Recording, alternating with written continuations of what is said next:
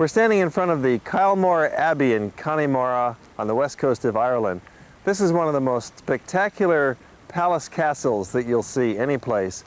It looks like it's very ancient, of some sort of medieval Gothic style, but it was really built in the late 19th century by a millionaire British politician who used it as his private residence. And then later it was converted into a nunnery, which it still is today. And actually it's a very popular tourist stop. They have a restaurant and gift shops, and you can tour the inside of Kylemore Abbey. So let's go have a look inside and see how beautiful it really is.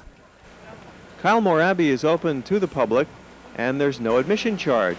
And you'll probably find a friendly sister who's happy to tell you all about it. Well, Kylemore, first of all, welcome to our small native island, the land of many greens. And you are now seeing a part of Connemara in the west coast of Ireland. Very special part. A lot of people say, like your beautiful land and your country, a bit of paradise. But here we have more rain than you have, possibly. Our abbey was first a dwelling house, a dwelling home for a very rich Englishman, Mitchell Henry, who married a north of Ireland lady. And he was extremely wealthy, and they had family here, a very beautiful social life with a lot of staff, and they were extremely good to their the staff who were from the region. And many people came from the continent to help build this. It took 8 years to build it. And it's now a boarding school for young ladies. Well, you know what they are nowadays. And we have them from the ages of 13 to 18. We follow the state curriculum, but the boarding element of it would be private. And we have 85 boarders and 95 day girls. Of the boarders, a majority would be Irish, the others would be Mexican, Spanish, a lot of American. And then last year, just to give you an example, we had one from Finland, one from Norway, 2 from Austria, 2 German, 2 French, and 1 from Uganda. During the summer, and from, I suppose, March to November, we leave our gates open and our craft shop and restaurant. As a Benedictine, our first thing is the praise of God, which is our prayer, which we sing. After that, it's hospitality to the stranger. And it's a very special part of our vocation, meeting people and being with them. And I must confess, we not only give, but they give to us when they come through.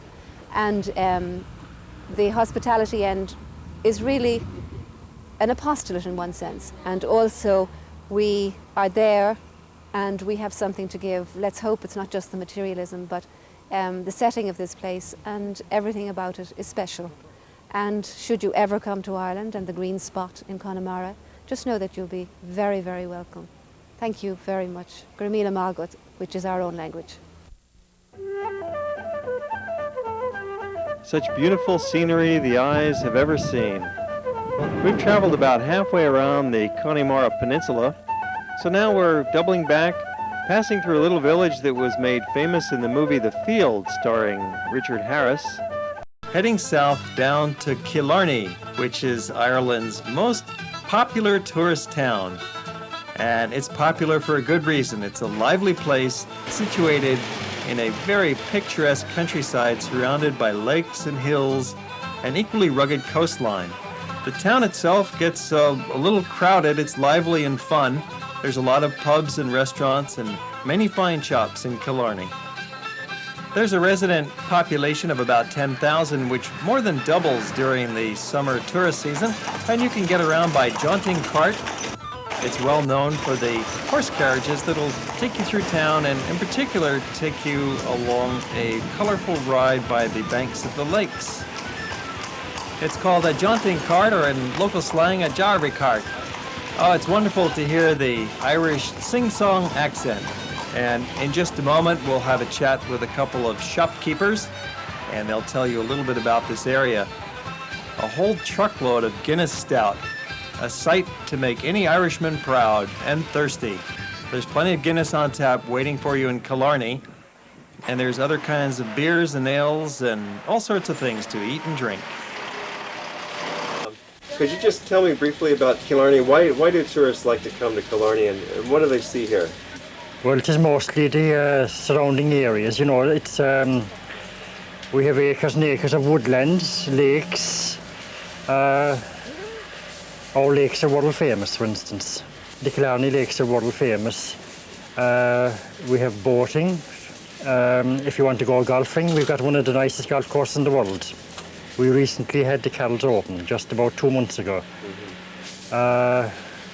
If you'd like to go through Kate Kearney's, that's the Gap of Dunlow, you can go by boat or jaunting car. Hello, my name is Joan Cronin. I'm a native of Killarney. I work in a shop called Tweeds and Crafts. Here we do many splendid Irish handmade both porcelain and sweaters, capes, tweeds of all different varieties. Here we do a pure wool cape, a pure wool with a little scarf. Alongside it we do a nice bawnine jacket. It is short, it is beautifully made, as you can see. We do lamb's wool capes and mohair capes. We do mohair sweaters, lined and unlined. We do a mixture of cotton and wool sweaters, as well as cotton sweaters on their own and pure wool sweaters on their own. We also do a beautiful hand crochet jacket, which is exclusive to our store. The price is very, very competitive at £110. In Killarney, you have many facilities. You have Killarney Muckross House and Gardens. You have the Killarney Lakes, which Muckross House is built on the Middle Lake. You have Ross Castle, which is there since the 17th century. You have got Turk Waterfall. You've got Ladies View with a magnificent view of all the lakes together. You can do the Ring of Kerry, which is 112 miles round trip from Killarney, and you arrive back in Killarney again. You pass through Killorglin, Waterville, Sneen, and back into Killarney. Now here you can really begin to get a feeling for why this is such a beautiful and attractive place for the visitor.